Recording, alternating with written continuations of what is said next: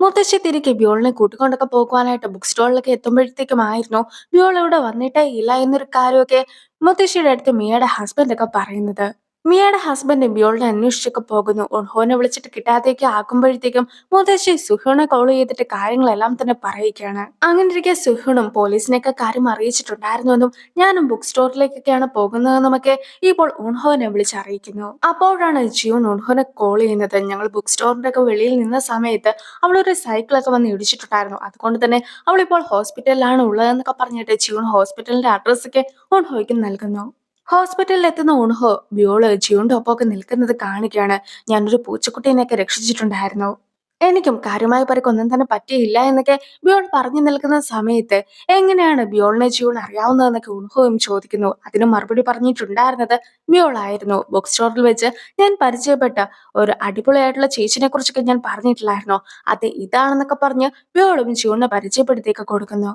ഓഫീസിൽ നിന്നും ഓടിപ്പോന്നിട്ടുണ്ടായിരുന്നത് കൊണ്ട് തന്നെ തിരിച്ച് ഓഫീസിലേക്ക് പോകാമെന്നൊക്കെ ആയിരുന്നു ഓൺഹോ വിചാരിച്ചിട്ടുണ്ടായിരുന്നെങ്കിലും നീ ഇപ്പോൾ കുട്ടിയുടെ കൂടെയാണ് നിൽക്കേണ്ടതെന്നൊക്കെ പറഞ്ഞിട്ട് അവനെ അവിടെ നിർത്തിയിട്ടായിരുന്നു ജിയോൺ പോയിട്ടുണ്ടായിരുന്നത്. ഈ ഒരു സമയത്ത് മറ്റൊരു മീറ്റിങ്ങിനെ കുറിച്ചൊക്കെ പറയുവാനായിട്ട് ജിയോൺ മിയയെ കൂടി കോൾ ചെയ്യുന്നു. എങ്കിൽ പോലും സംഭവിച്ചത് എന്താണെന്ന് കൃത്യമായിട്ടൊന്നും മിയയ്ക്ക് അറിയുകയില്ലായിരുന്നു. ബ്യോളിന്റെ എന്തോ കാര്യമുണ്ടെന്ന് പറഞ്ഞിട്ടായിരുന്നു ഉൺഹോ ഇവിടെ നിന്ന് പോയത്. പക്ഷേ ജിയോന്റെ അടുത്ത് സംസാരിച്ചപ്പോഴത്തേക്കും ജിയോണുള്ളത് ഉൺഹോടൊപ്പമൊക്കെ ആയിരുന്നു എന്ന് പറഞ്ഞു. ശരിക്കും എന്താണ് ഇവിടെ സംഭവിച്ചതെന്നൊക്കെ മിയായി ചൊഹോന്റെ അടുത്ത് ചോദിക്കുമ്പോഴത്തേക്കും അവനും കുറച്ചൊക്കെ പൊസസീവ് ആയിട്ടുണ്ടായിരുന്നു. അങ്ങനെ ഇരിക്കെ അവനും പിണങ്ങിപ്പോകുന്നു. ബ്യോളിനെ കാണാതായിട്ടുണ്ടായിരുന്നത് കൊണ്ട് തന്നെ സ്യോജോൺ ആകെ പേടിച്ചു പോയിട്ടുണ്ടായിരുന്നു. സുഹണും അവനെ ഉറക്കിയതിനു ശേഷം ബ്യോളിനെ കാണുവാനായിട്ടൊക്കെ പോകുന്നു. പക്ഷെ മുത്തശ്ശിക്ക് അവിടെ ചെന്ന് അവരെ കാണുവാനായിട്ടുള്ള ഒരു ധൈര്യം ഒന്നും തന്നെ ഉണ്ടായിരുന്നില്ല.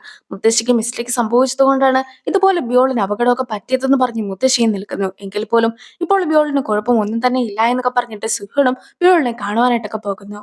സിഹുണും കിൻഡർ ഗാർഡനിൽ വെച്ച് നടന്ന കാര്യങ്ങളെല്ലാം തന്നെ ഉൺഹോയുടെ അടുത്തും പറഞ്ഞിട്ടുണ്ടായിരുന്നു. സോ അതൊക്കെ ഓർത്തുകൊണ്ടിരിക്കുകയായിരുന്നു അവനും. അങ്ങനെ ഇരിക്കെയാണ് അവനെ കാണുവാനായിട്ട് ജിയോൺ വന്നിട്ട് അവന് കഴിക്കുവാനായിട്ടുള്ള ഫുഡൊക്കെ കൊടുക്കുന്നത്.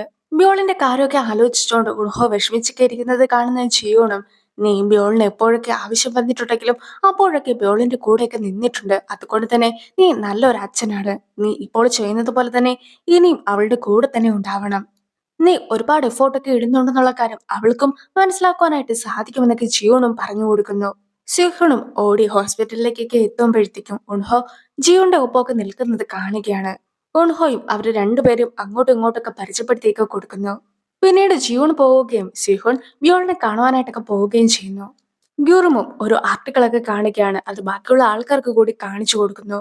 നേരത്തെ ഡിലക്സ് ബ്രാൻഡിന്റെ ഒരു ബാഗിന്റെ കേസൊക്കെ ഉണ്ടായിരുന്നല്ലോ, ആ ഒരു ബാഗ് ഫേക്ക് ആണെന്നുള്ള രീതിക്കൊക്കെയാണ് കരർവയുടെ ആൾക്കാരെ ഇപ്പോൾ ആർട്ടിക്കിളിൽ കൊടുത്തിട്ടുള്ളത്. അത് കൂടാതെ പല പല ആൾക്കാരും എക്സ്പേർട്സ് ആണെന്ന് പറയുന്ന രീതിക്കുള്ള ആൾക്കാരും ഇതുപോലെ വീഡിയോസ് ഒക്കെ ചെയ്തിട്ടുണ്ട്. പക്ഷെ അവരെല്ലാവരും പറഞ്ഞിട്ടുണ്ടായിരുന്നത് ആ ഒരു ബാഗ് ഫേക്ക് ആണെന്ന് തന്നെയാണ്. ആരും തന്നെ ചോയുടെ സൈഡിൽ നിൽക്കുന്ന കൂടിയില്ല. ചോനെ കാണുവാനായിട്ട് ഉൺഹോയും ച്യൂണും കൂടി ചേർന്നിട്ട് ചോയുടെ കടയിലേക്കൊക്കെ എത്തുന്നുണ്ടെങ്കിൽ പോലും കടയിൽ ചോ ഉണ്ടായിരുന്നില്ല. മറിച്ച് ചോയുടെ മക്കളെയാണ് അവർ കാണുന്നതും. അവരും നടന്ന കാര്യങ്ങളെല്ലാം തന്നെ മകളെയും അറിയിക്കുന്നു. എന്റെ അമ്മ ഈ ഒരു പ്രൊഡക്റ്റ് റിയൽ ആണെന്നൊക്കെയല്ലേ പറഞ്ഞത്. അങ്ങനെ ഇരിക്കെ ഈ പ്രൊഡക്റ്റ് ഫേക്ക് ആണെങ്കിൽ എന്തായിരിക്കും അമ്മയ്ക്ക് സംഭവിക്കുക എന്നൊക്കെ മകൾ ചോദിക്കുമ്പോഴത്തേക്കും ചോയ്ക്ക് ഒന്നും തന്നെ സംഭവിക്കാനായിട്ട് പോകുന്നില്ല. പക്ഷെ കമ്പനി അവൾക്ക് കൊടുത്തിട്ടുണ്ടായിരുന്ന ഓഫർ പിൻവലിക്കും, അത്ര മാത്രമേ ഉണ്ടാവുകയുള്ളൂ എന്നൊക്കെ ജിയോണും അറിയിക്കുന്നു.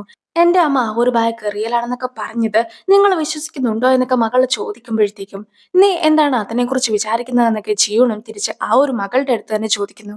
അമ്മ ഒരുപാട് കഷ്ടപ്പെട്ടാണ് വർക്കൊക്കെ ചെയ്യുന്നത്. അത് കണ്ടിട്ടുണ്ടായിരുന്ന ഞാനും അമ്മയോട് ജോലിയൊക്കെ അവസാനിപ്പിക്കുവാനായിട്ട് പറഞ്ഞിട്ടുണ്ടായിരുന്നു. പക്ഷെ ഇത്രയേറെ കാര്യങ്ങളൊക്കെ നടക്കുമെന്ന് ഞാൻ ഒരിക്കലും കരുതിയിരുന്നില്ല എന്നൊക്കെ പറഞ്ഞുകൊണ്ട് മകൾ നിൽക്കുമ്പോഴത്തേക്കും 37 വർഷത്തോളം ചോ വർക്കൊക്കെ ചെയ്തിട്ടുണ്ടായിരുന്നു. അതിൽ 2 വർഷം മാത്രമായിരുന്നു ചോ അവധി എടുത്തിട്ടുണ്ടായിരുന്നത്. അത് നീ ഉണ്ടായതിനു ശേഷം നിനക്ക് 2 വയസ്സാകുന്നത് വരെ ആയിരുന്നു എന്നൊക്കെ ഉണഹോയ് മകളുടെ അടുത്തൊക്കെ പറയുകയാണ്. 2 വർഷം വർക്കൊന്നും ചെയ്യാതെ വന്നിട്ട് വീണ്ടും വർക്കിനൊക്കെ കയറിയിരുന്ന് ഈ ഒരു ലെതറിന്റെ ഒക്കെ മണം വന്നപ്പോഴത്തേക്കും നിന്റെ അമ്മയ്ക്ക് ഒരുപാട് സന്തോഷമൊക്കെ തോന്നിയിട്ടുണ്ടായിരുന്നു. നിന്റെ അമ്മ പണത്തിന് വേണ്ടി മാത്രമാണ് ഈ ഒരു ജോലി ചെയ്യുന്നതെന്ന് ഞാൻ വിശ്വസിക്കുന്നില്ല. നിന്റെ അമ്മയും ഈ ഒരു ജോലി ഒരുപാട് ഇഷ്ടപ്പെട്ടൊക്കെയാണ് ചെയ്യുന്നത്. നീ നിന്റെ ജോലിയിൽ എത്രത്തോളം അഭിമാനിക്കുന്നുവോ അത്രത്തോളം അമ്മയും അമ്മയുടെ ജോലിയിലേക്ക് അഭിമാനിക്കുന്നുണ്ട്. ഓൺഹോയും അങ്ങനെയൊക്കെ പറഞ്ഞ് നിൽക്കുമ്പോഴത്തേക്കും മകൾക്കും ഒരുപാട് വിഷമമൊക്കെ തോന്നുകയാണ്. ഈ ഒരു സമയത്തായിരുന്നു ചോ അങ്ങോട്ടേക്ക് ഓടി വന്നിട്ടുണ്ടായിരുന്നത്. നിങ്ങൾ നേരത്തെ പറഞ്ഞിട്ടുണ്ടായിരുന്ന ആ ഒരു ജോലിയുടെ ഓഫറൊക്കെ ഞാൻ വേണ്ടെന്ന് വെക്കുകയാണ്. ഒരുപാട് സ്മാർട്ട് ആയിട്ടുള്ള ആൾക്കാരൊക്കെ എനിക്കെതിരായിട്ട് വീഡിയോ ചെയ്തിട്ടുണ്ടായിരുന്നു. ഞാൻ പറഞ്ഞത് കള്ളമാണെന്നൊക്കെ അവരും പറഞ്ഞു. എനിക്ക് അവരുടെ അത്ര അറിവൊന്നുമില്ലല്ലോ. മാത്രല്ല ഞാൻ പറഞ്ഞിട്ടുണ്ടെങ്കിൽ ആരാണ് വിശ്വസിക്കുക എന്നൊക്കെ പറഞ്ഞുകൊണ്ട് നിൽക്കുമ്പോഴത്തേക്കും എനിക്ക് അമ്മേനെ വിശ്വാസമാണ്. അമ്മ ആ ഒരു പ്രൊഡക്റ്റ് റിയൽ ആണെന്നൊക്കെ പറഞ്ഞിട്ടുണ്ടെങ്കിൽ അത് ശരിക്കും റിയൽ തന്നെ ആയിരിക്കുമെന്നൊക്കെ പറഞ്ഞ് മകള് നിൽക്കുന്നു. ഓരോ പ്രൊഡക്റ്റിനും ഒരുപാട് മെമ്മറീസ് ഒക്കെ ഉണ്ടാവും. അതുകൊണ്ടായിരിക്കും അവരും നശിച്ചു പോയിട്ടുണ്ടായിരുന്ന സാധനങ്ങളെല്ലാം തന്നെ റിപ്പയർ ചെയ്യുവാനായിട്ടൊക്കെ കൊണ്ടുവരുന്നത്. എന്റെ അമ്മയ്ക്ക് അതിനെക്കുറിച്ച് എല്ലാം തന്നെ അറിയാം. അമ്മയും അവരുടെ ആ ഒരു മെമ്മറി അതുപോലെ തന്നെ കാക്കുവാനായിട്ടായിരുന്നു അതൊക്കെ റിപ്പയർ ചെയ്ത് കൊടുത്തത്. പക്ഷെ ഇങ്ങനെ റിപ്പയർ ചെയ്യുന്നതിനിടയ്ക്ക് അമ്മ ഒരുപാട് പുതിയ പുതിയ കാര്യങ്ങളൊക്കെ പഠിച്ചിട്ടുണ്ടായിരുന്നു. ഓരോ പുതിയ പ്രൊഡക്റ്റ് മാർക്കറ്റിലൊക്കെ വരുന്ന സമയത്ത് അതിനെക്കുറിച്ച് കൂടുതലായിട്ടൊക്കെ പഠിച്ചിട്ട് അതിനെക്കുറിച്ച് റിസർച്ച് ഒക്കെ ചെയ്തിട്ടുണ്ടായിരുന്നു. അമ്മ അത്രത്തോളം നല്ലൊരു വ്യക്തിയാണ്. അങ്ങനെയിരിക്കെ എന്റെ അമ്മയ്ക്ക് ഒരിക്കലും തെറ്റുപറ്റുകയില്ല എന്നൊക്കെ പറഞ്ഞുകൊണ്ട് ആ മകളും അമ്മ എന്നെ സപ്പോർട്ട് ചെയ്തൊക്കെ സംസാരിക്കുന്നു. ബാഗ് റിയൽ ആയിട്ട് മാനുഫാക്ചർ ചെയ്ത ആൾക്കാരുടെ അടുത്ത് തന്നെ അത് കൊണ്ടുപോയതിനു ശേഷം ഇപ്പോൾ അതിന്റെ റിസൾട്ട് ഒക്കെ കിട്ടിയിരിക്കുകയാണ്. ആ ഒരു ബാഗ് റിയൽ ആണെന്നുള്ള രീതിക്കാണ് റിസൾട്ട് വന്നിട്ടുമുള്ളത്. സിഒയും അങ്ങനെ ആകെ സന്തോഷിച്ചിട്ട് എല്ലാവരും എനിക്കെതിരായിട്ട് നിന്നപ്പോൾ പോലും നിങ്ങളായിരുന്നു എന്റെ കൂടെ നിന്നിട്ടുണ്ടായിരുന്നതെന്നൊക്കെ പറഞ്ഞുകൊണ്ട് ചോയിനെ ഒരുപാട് അഭിനന്ദിക്കുകയും അതുപോലെ തന്നെ ചോയിനെ ജോലിക്കൊക്കെ എടുക്കുകയും ചെയ്യുകയാണ്. ശരിക്കും ആ പ്രൊഡക്റ്റിന് എന്താണ് സംഭവിച്ചതെന്ന് വെച്ചിട്ടുണ്ടെങ്കിൽ പുതിയ പ്രൊഡക്റ്റ് ഒക്കെ ഇറക്കിയത് കൊണ്ട് തന്നെ ഫേക്ക് ആയിട്ടുള്ള പ്രൊഡക്റ്റ് ഉണ്ടാക്കാതെ ഇരിക്കുവാനായിട്ട് അവരും കമ്പനിയുടെ പേരിലുള്ള സ്പേസിലൊക്കെ കുറച്ച് വ്യത്യാസം വരുത്തിയിട്ടുണ്ടായിരുന്നു. ഈ ഒരു കാരണം കൊണ്ടാണ് അത് ഫേക്ക് ആണെന്നൊക്കെ വിചാരിച്ചുകൊണ്ട് എല്ലാവരും അതിനെതിരായിട്ടൊക്കെ തിരിഞ്ഞിട്ടുണ്ടായിരുന്നത്. പക്ഷേ ഇപ്പോൾ സത്യങ്ങൾ എല്ലാവരും തന്നെ തിരിച്ചറിഞ്ഞിരിക്കുകയാണ്. നാം ആയിരുന്നു ഇങ്ങനൊരു ഐഡിയ ഒക്കെ വെച്ചിട്ട് ഹൈജിനെ സമീപിച്ചിട്ടുണ്ടായിരുന്നത്. പക്ഷേ തെറ്റായിട്ടുള്ള കാര്യങ്ങളൊക്കെ പുറത്ത് വിട്ടത് കൊണ്ട് തന്നെ ഹൈജിന്റെ കരിയർ വയെന്ന കമ്പനിയുടെ മാർക്കറ്റ് ഒക്കെ കുറിച്ച് ഇടിഞ്ഞിരിക്കുകയാണ്. എന്തായാലും ഈ ഒരു തവണ പോയത് പോട്ടെ. പക്ഷെ നീ അടുത്ത തവണയെങ്കിലും കൃത്യമായി തന്നെ ജിയോനെതിരായിട്ട് എന്തെങ്കിലും കൊണ്ടുവന്നില്ല എങ്കിൽ നിന്നെ ജോലിയിൽ നിന്നൊക്കെ പിരിച്ചുവിടുന്നതായിരിക്കുമെന്നൊക്കെ ഹൈജിനും നാമിന്റെ അടുത്തൊക്കെ പറയുന്നു. വുവിനെ ഫുഡൊക്കെ കഴിക്കുവാനായിട്ട് ക്ഷണിച്ചിരിക്കുകയാണ് ഹൈജിനും.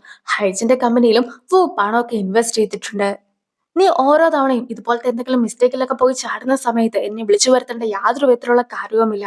മറിച്ച് നിന്നെ ഞാൻ വിശ്വസിക്കുവാനായിട്ടുള്ള എന്തെങ്കിലും ഒരു കാരണം ഉണ്ടാക്കുകയാണ് നീ ചെയ്യേണ്ടതെന്നൊക്കെ വു പറയുമ്പോഴത്തേക്കും ഇനി ഒരിക്കലും ഇതുപോലത്തെ തെറ്റുകൾ താൻ ആവർത്തിക്കുകയില്ല എന്നൊക്കെ ഹൈജിനും പറയുന്നു. ചോ ഇപ്പോൾ ജിയോന്റെ അടുത്തേക്കൊക്കെ ഓടി ചെന്നതിന് ശേഷം തന്നെ വിശ്വസിച്ചതിന് ജിയോന്റെ അടുത്ത് നന്ദിയൊക്കെ പറയുകയാണ്. മാത്രമല്ല ചോ തനിയെ ഉണ്ടാക്കിയിട്ടുണ്ടായിരുന്ന ബിസിനസ് കാർഡൊക്കെ ഇട്ടുവെക്കുന്ന ഒരു പേഴ്സ് ഒക്കെ ഇപ്പോൾ ജിയോനും കൊടുക്കുന്നു. ഓൺഹോയ്ക്ക് 2 ടിക്കറ്റൊക്കെയാണ് ചോ കൊടുക്കുന്നത്.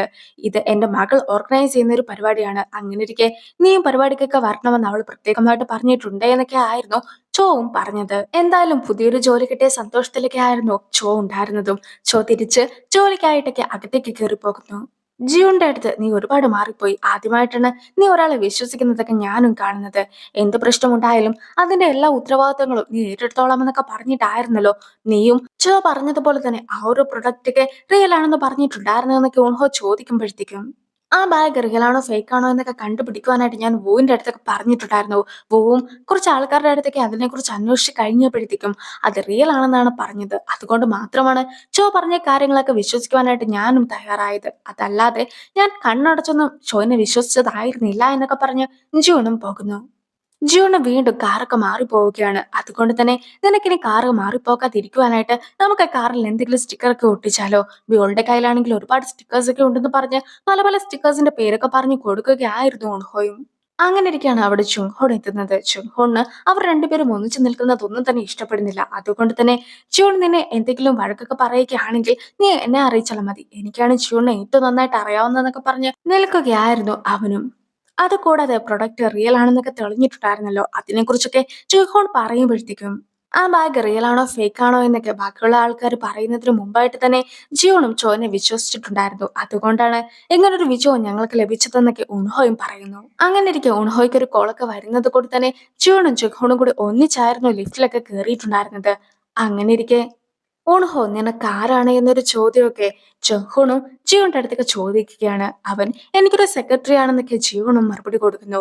അതിനുശേഷം വീട്ടിലേക്കൊക്കെ എത്തിക്കഴിഞ്ഞിട്ടുണ്ടായിരുന്ന ജിയോണും ശരിക്കും ബാഗ് ഫേക്ക് ആണോ റിയൽ ആണോ എന്നതിന്റെ ഒരു റിസൾട്ട് ഒക്കെ കയ്യിൽ വെച്ചിട്ടുണ്ടായിരുന്നെങ്കിൽ പോലും അത് തുറന്നു നോക്കിയിട്ടുണ്ടായിരുന്നില്ല. പക്ഷേ ഇപ്പോൾ അത് തുറന്നു നോക്കി കഴിയുമ്പോഴത്തേക്കുമാണ് അത് ഫേക്ക് ആണെന്നുള്ള രീതിക്കൊക്കെയായിരുന്നു റിപ്പോർട്ട് വന്നിട്ടുണ്ടായിരുന്നതെന്നൊക്കെ അവളും മനസ്സിലാക്കുന്നത്. അതായത് ചോനെ പോലെയുള്ള ഒന്ന് രണ്ട് ആൾക്കാരെ കാണിച്ചിട്ടായിരുന്നു ഈ ഒരു റിസൾട്ട് ഒക്കെ ഉണ്ടാക്കിയതെങ്കിൽ പോലും അവരെല്ലാവരും ഇത് ഫേക്ക് ആണെന്നാണ് പറഞ്ഞത്. പക്ഷെ ബാഗ് റിയൽ ആണെന്ന് പറഞ്ഞിട്ടുണ്ടായിരുന്നത് ശരിക്കും ബാഗ് ഉണ്ടാക്കിയ ആൾക്കാർ തന്നെ ആയിരുന്നു. സോ അതാണ് ഏറ്റവും വിശ്വസിക്കാനായിട്ട് പറ്റുന്ന ഒരു കാര്യവും. ഇപ്പോൾ ചോ കൊടുത്തിട്ടുണ്ടായിരുന്ന ആ ഒരു പേഴ്സിൽ തന്റെ വിസിറ്റിംഗ് കാർഡൊക്കെ ഇട്ട് വെക്കുകയാണ് ജിയോണും. ആ ഒരു സീനോട് കൂടി ഈ ഒരു വീഡിയോ അവസാനിക്കുന്നു. അടുത്തൊരു വീഡിയോ ആയിട്ട് കാണാം. ബൈ.